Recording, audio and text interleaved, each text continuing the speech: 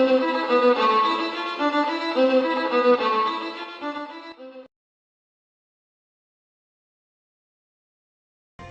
Muntinlupa City Court's hearing on Senator Leila de Lima's appeal to dismiss charges against her was reset to April 21st. As a government official, de Lima said her case should be heard by the Ombudsman and not by the Muntinlupa Court. De Lima was given 10 days to comment on the prosecution's motion to consolidate all cases filed against her. The full details from Eunice Samonte.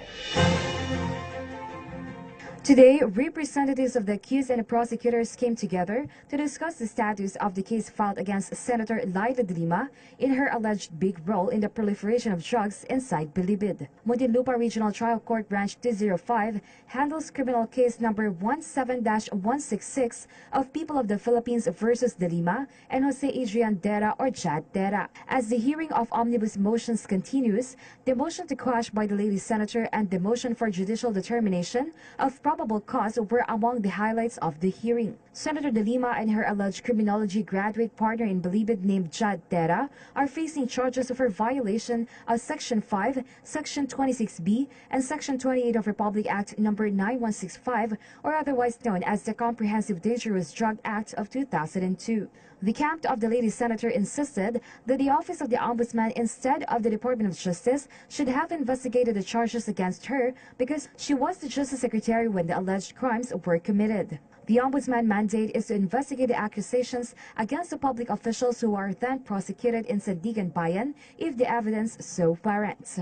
According to Prosecutor Alexander Ramos, the jurisdiction is not an issue, especially because the senator was just a private citizen in March 2015 when the alleged crimes happened before the elections. In fact, according to the prosecutor, it was also the time when de Lima was running for senator, wherein the high-profile drug lords testified about her believed fund collections for candidacy, which amounted to millions of pesos every month. We maintain our position that it is the RTC which has exclusive jurisdiction over this case against the accused. According to the lawyer of Senator who filed for judicial determination of probable cause before Branch 205 of Muntinlupa RTC, direct bribery of the inmates to the senator should be the case instead of illegal drug trade. We're still studying kung ano yung epekto ng consolidation, kung if it's really legally possible, they consolidate with the other cases. He also added that the prosecution has no physical evidence that Jad Dera was indeed receiving money from the drug lords for the senator.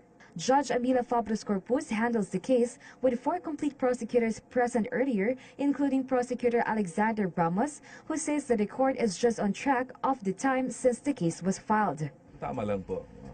Because there are pending incidents that the court has to resolve before we proceed with the trial proper. Meanwhile, the next hearing is scheduled on April 21 this year to give ample time to the replies of both sides.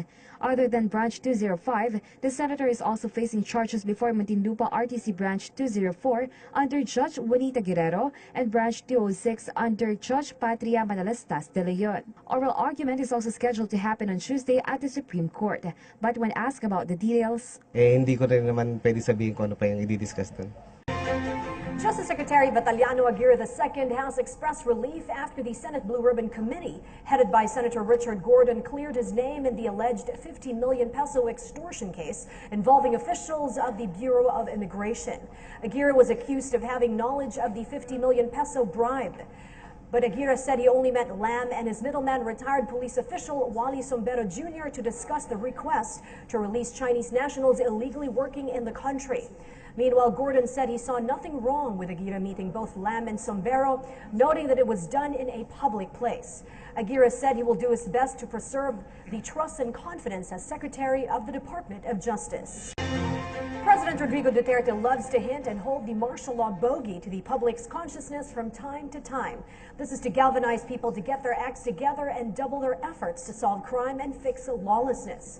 PTV correspondent Jervis Manahan reports on the latest warning and challenge of the president to an audience of Mindanao LGU officials over the latest leftist ambush of cops in a province near his hometown.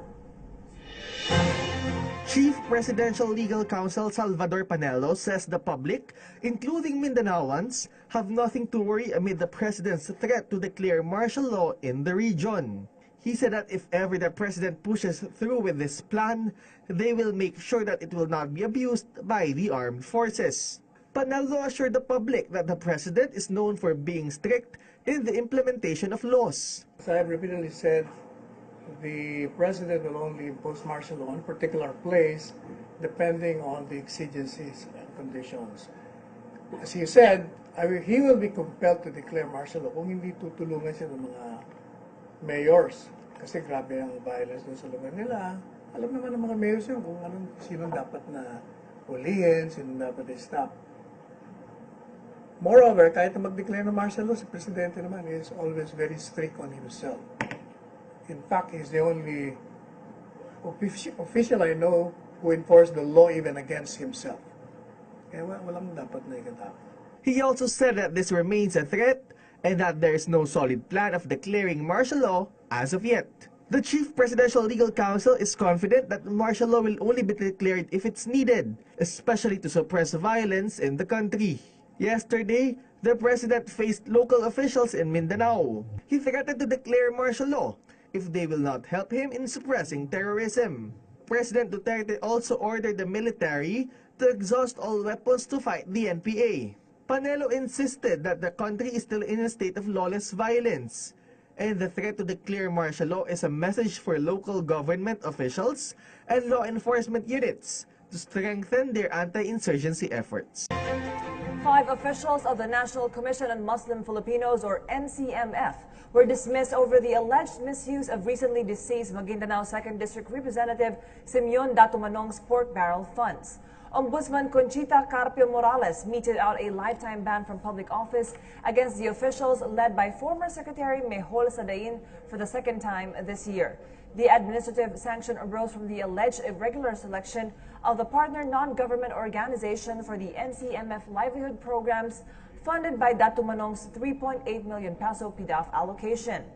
Among the dismissed officials were NCMF Secretary Mejol Sadain, Director Galay Makalingan, Acting Chief Accountant Fidelina Aldanese, Acting Chief Aurora Aragon Mabang, and Cashier Olga Galido. Itinalagaan ni Pangulong Duterte si Judge Luis Acosta sa Court of Appeals. Ayon sa Supreme Court Public Information Office, itinalagaan ng Pangulo si Acosta noong 2 ng Marso. Papalitan niya ang nagretirong si Associate Justice Agnes Reyes Carpio.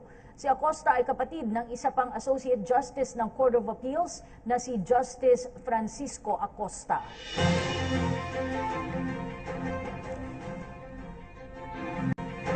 The Malacanang is concerned about the presence of a Chinese service ship in Benham Rise, an undersea region east of northern Luzon.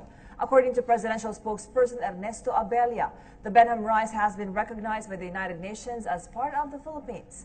Abella said the Department of National Defense has already notified the Department of Foreign Affairs regarding the matter as the Philippines continues to assert sovereignty over its territory.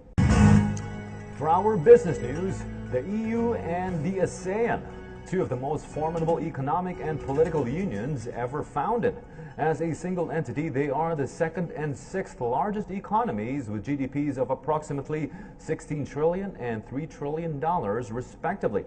As a whole, ASEAN is the EU's 3rd largest trading partner with 246 billion euros worth of goods and services traded in 2014.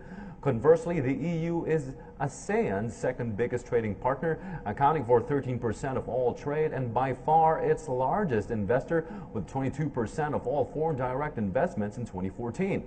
What gives? Eunice Monte provides the answer in this report. On the last day of the 15th ASEAN-European Union Trade Commissioner consultations, the meetings focused on strengthening the relations between the two economic blocs. For ASEAN member states such as the Philippines, a healthy relationship between the ASEAN and EU plays a big role. Based on EU statistics, ASEAN-EU two-way trade stood at 208 billion euros in 2016, and the EU remained the largest external source of foreign direct investment flows into ASEAN in 2015, with 23.3 billion euros. In terms of tourism, almost 8 million tourists have visited the ASEAN region, brought by the robust ties of ASEAN and EU. European Union Trade Commissioner Cecilia Malmström and ASEAN Economic Ministers Chairperson and Department of Trade and Industry Secretary Ramon Lopez said they also discussed Philippines' stronger engagement with the EU, especially because the country benefits from the EU Generalized System of Preference Plus scheme. It allows our exports to access the EU market more favorably through zero tariffs.